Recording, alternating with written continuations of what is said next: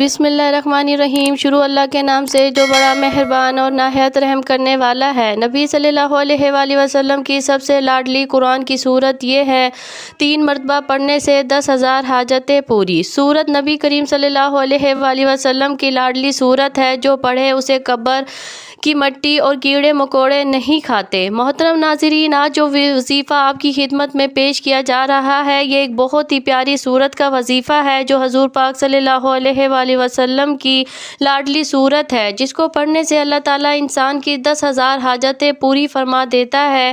اس کی تلاوت کرنے والے کو قبر میں کیڑے مکوڑے نہیں کھائیں گے۔ جو شخص طلوع آفتاب سے لے کر رات تک یہ چھوٹی سی سورت پڑھتا ہے تو اس سے اللہ تعالیٰ بھی بہت خوش ہوتے ہیں، اور نبی پاک صلی اللہ علیہ وآلہ وسلم بھی بہت خوش ہوتے ہیں۔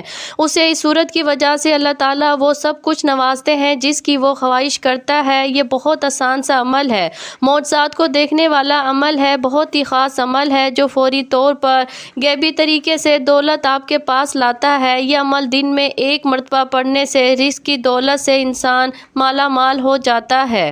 گھر میں کاروبار میں خیر و برکات پیدا ہوتی ہیں، گھر دولت سے بھر جاتا ہے، دولت کی برسات ہونا شروع ہو جاتی ہے۔ چند منٹ کا یہ عمل اگر آپ لوگ کر لیتے ہیں تو آپ کی تقدیر سنور جائے گی، آپ کے لیے آسانیاں پیدا ہوں گی، آپ کی نسلوں تک کے لیے یہ سورت آسانیاں پیدا کرنے کی سفارش کرے گی۔ یہ سورت قرآن پاک کی بہت ہی پیاری سورت ہے۔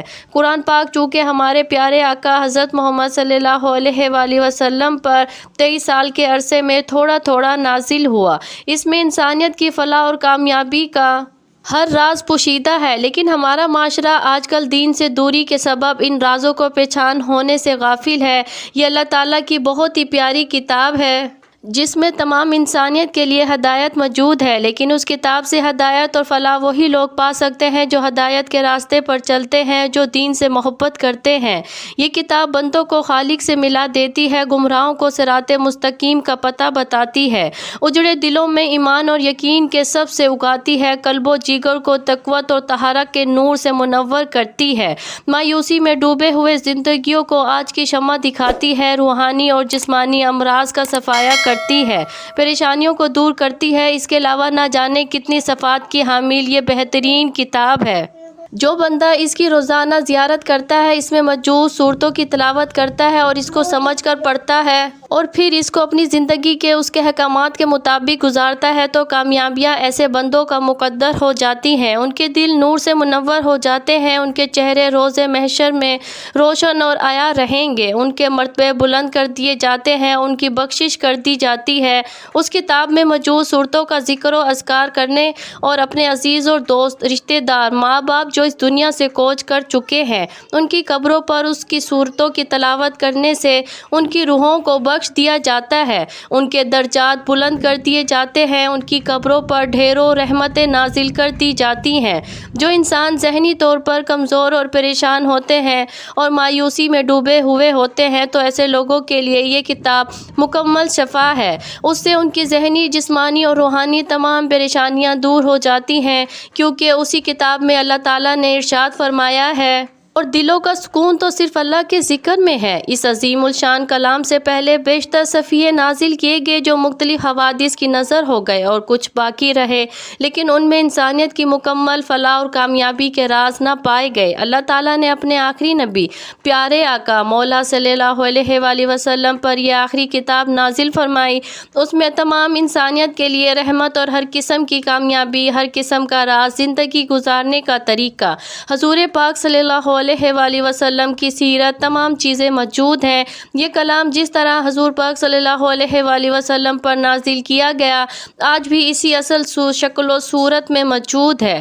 یہ اس کلام پاک کا امتیازی صف ہے کہ اس کی حفاظت کی ذمہ داری خود اللہ نے لے رکھی ہے، اور اس کی حفاظت کے لیے ایسا وسیع اور عالمگیر نظام قائم فرمایا، جس کے نتیجے میں اس کے اندر ایک حرف یا ایک نقطے کی بھی رد و بدل نہ ہو سکی اور نہ روز محشر تک ہوگی۔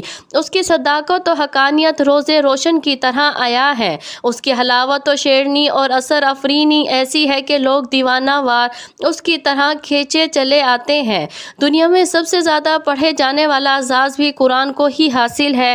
بے شک یہ کتاب تمام کتابوں سے افضل ہے۔ جیسا کہ ایک روایت میں ہے، اللہ کے کلام کی فضیلت تمام کلاموں پر ایسی ہے جیسے اللہ کا مقام تمام مخلوقات کے مقابلے میں۔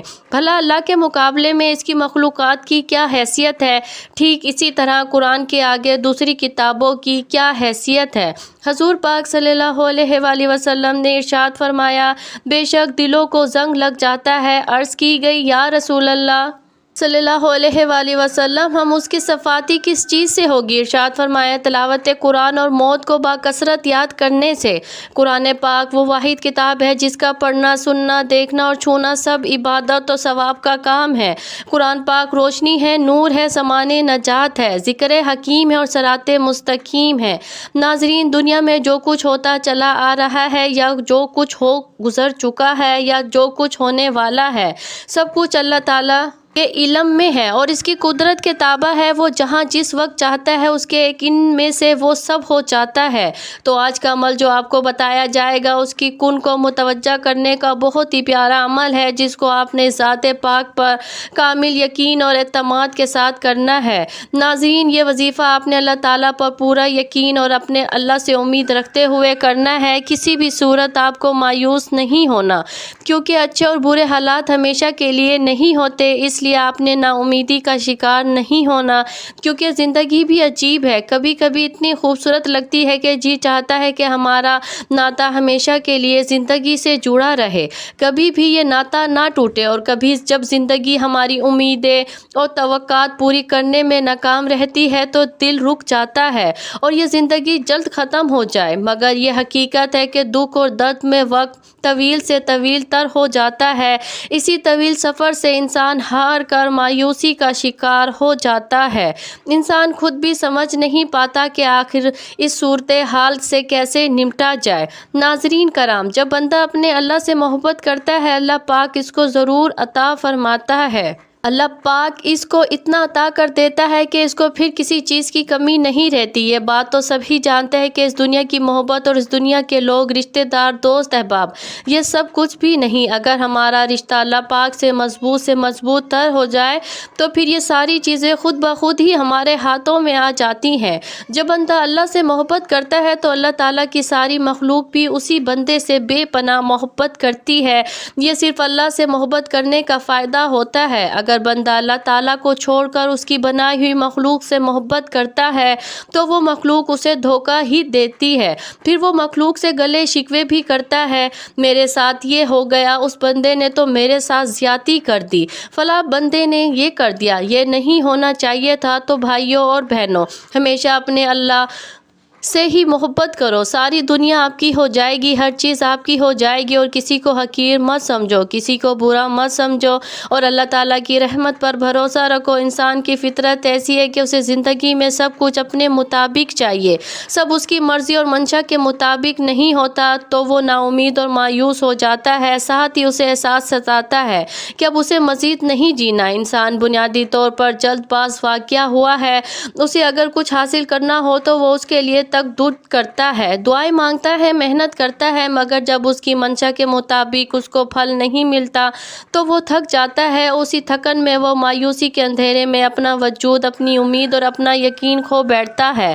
اسے زندگی بے رنگ لگنا شروع ہو جاتی ہے، دوسرے الفاظ میں اس کی زندگی میں دلچسپی ختم ہو جاتی ہے۔ مگر یاد رکھیے کہ کچھ بھی ہمیشہ کے لیے نہیں ہوتا۔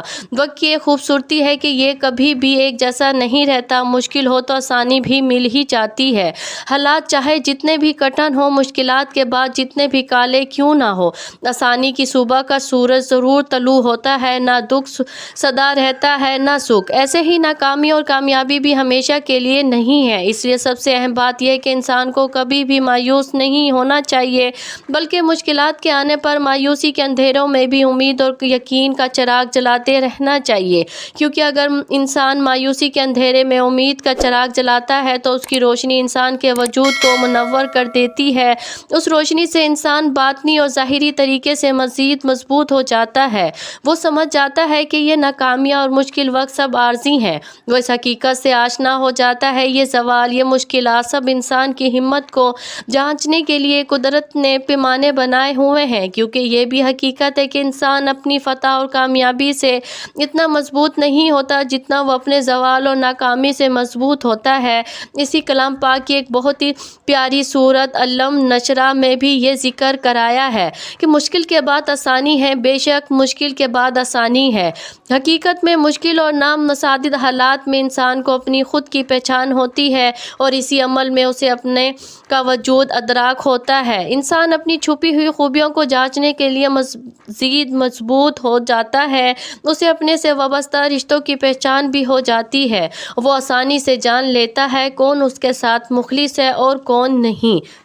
حضور اقدس صلی اللہ علیہ وآلہ وسلم نے فرمایا، بندہ قرآن کے سوا کسی چیز سے خدا کا اتنا قرب حاصل نہیں کر سکتے جتنا قرآن سے، یعنی تلاوت قرآن سے بندہ خدا کا سب سے زیادہ قرب حاصل کر سکتا ہے۔ تلاوت قرآن دلوں کو سکون دیتی ہے، تلاوت قرآن اپنے ساتھ برکت لاتی ہے، تلاوت قرآن سے ایمان کی لذت ملتی ہے، تلاوت قرآن سے اللہ تعالیٰ کی خوشنودی حاصل ہوتی ہے، تلاوت قرآن دنیا کے سارے غموں کو بھلا دیتی ہے، تلاوت قرآن مصیبتیں ٹال دیتی ہے، تلاوت قرآن آخرت میں نجات دلائے گی۔ تلاوت قرآن کرنے والا گویا کہ اپنے رب سے مناجات کر رہا ہے۔ تلاوت قرآن عقل کو بڑھاتی ہے۔ اللہ تعالیٰ اپنے اخلاص کے ساتھ قرآن پاک کی تلاوت نصیب فرمائے، آمین۔ اسی طرح ناظرین، ہمارا آج کا وظیفہ بھی قرآن پاک کی ایک ایسی سورت کا وظیفہ ہے جسے روزانہ 3 بار پڑھنے سے اللہ اس کو اپنا دوست بنا لیتا ہے، اور یہ سورت وہی پڑھتا ہے جسے اللہ چن لیتا ہے۔ ناظرین، نبی پاک صلی اللہ علیہ وآلہ وسلم نے فرمایا کہ اس سورت کی تلاوت کو ترک نہ کرو، کیونکہ اس کی تلاوت کرنے والے کو اللہ دوست رکھتا ہے اور اپنا پسندیدہ بندوں میں شامل کر لیتا ہے۔ تو جو شخص ہمیشہ اس کی تلاوت کرتا ہے، خدا قیامت کے دن اس کا نام اعمال اس کے دائیں ہاتھ میں دے گا اور وہ بغیر حساب کے جنت میں داخل ہوگا، اور آخرت میں اسے اتنا اجر ملے گا کہ وہ راضی ہو جائے گا۔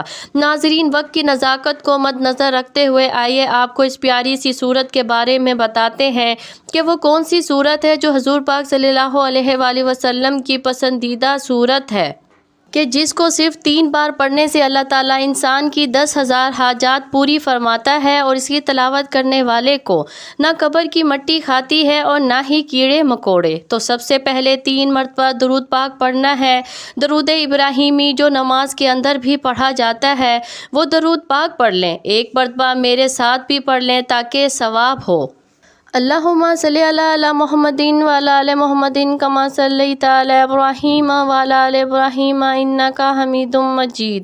اللہم بارک علی محمد وعلی آل محمد کما بارکت علی ابراہیم وعلی آل ابراہیم انک حمید مجید۔ 3 مرتبہ درود پاک پڑھنے کے بعد آپ نے سب سے پہلے اللہ تعالیٰ کے 2 صفاتی نام یا سمیع ہوں یا علیم ہوں پڑھ رہے ہیں، ان 2 ناموں کو ملا کر پڑھیں گے تو 1 شمار ہوگا۔ آپ نے یہ اللہ تعالیٰ کے ناموں کی ایک تسبیح کرنی ہے، 101 مرتبہ یا سمیع ہوں یا علیم ہوں پڑھنا ہے۔ اس کے بعد آج کے اس وظیفے کی اور نبی کریم صلی اللہ علیہ وآلہ وسلم کی پسندیدہ سورت سورۃ الملک 3 مرتبہ پڑھنی ہے۔ سورۃ الملک یعنی تبارک الذی بیدہ الملک، بہت ہی پیاری سورت ہے، زیادہ لمبی صورت نہیں کہ آپ کا زیادہ وقت لگ جائے۔ حضور پاک صلی اللہ علیہ وآلہ وسلم اس صورت کی تلاوت کیے بغیر نہیں سوتے تھے۔ آپ بھی پورے دن میں جب جی چاہے کسی بھی نماز کے بعد اس کو پڑھ سکتے ہیں، لیکن بہتر ہے کہ نماز عشاء کے بعد رات کو سوتے وقت اس کو پڑھ لیا جائے، کیونکہ جو بندہ رات کو سوتے وقت اس کی صورت کی تلاوت کرتا ہے تو اس کو نہ قبر کی مٹی کھاتی ہے اور نہ ہی کیڑے مکوڑے۔ روز محشر یہ صورت اللہ تعالیٰ سے اپنے پڑھنے والے کے لیے سفارش کرے گی، اس کے لیے جنگ کرے گی، اس کی بخشش کا سامان بنے گی۔ لہٰذا اس سورت کی تلاوت لازمی کیا کرے تاکہ آپ کے دین اور دنیا اور آخرت سنور سکے۔ اس سورت کی تلاوت کرنے سے اللہ تعالیٰ پڑھنے والے کی 10,000 حاجات پوری فرماتا ہے، اس کے دلی خواہشات کو پورا کرتا ہے اور اس کو نجات عطا فرماتا ہے۔ انشاءاللہ اس عمل کی برکت سے مال و دولت میں خوب اضافہ ہوگا، اور اگر کوئی شخص اپنا کاروبار بڑھانا چاہتا ہے تو اس کے لیے بھی یہ وظیفہ بڑا ہی مجرب اور فائدہ مند ہے اور بڑا ہی خاص وظیفہ ہے۔ اللہ پاک اس کو بہت زیادہ رزق اور مال اور دولت عطا کر دے گا، اس کی مشکلات کو ختم کر دے گا، اس کے رزق میں، اس کی روزی میں بہت زیادہ اضافہ ہوگا۔ ہر گزرتے دن کے ساتھ ساتھ اس کی دولت میں اضافہ ہوتا رہے گا، اس کے ساتھ مشکل سے مشکل کاموں میں آسانیاں پیدا ہوں گی۔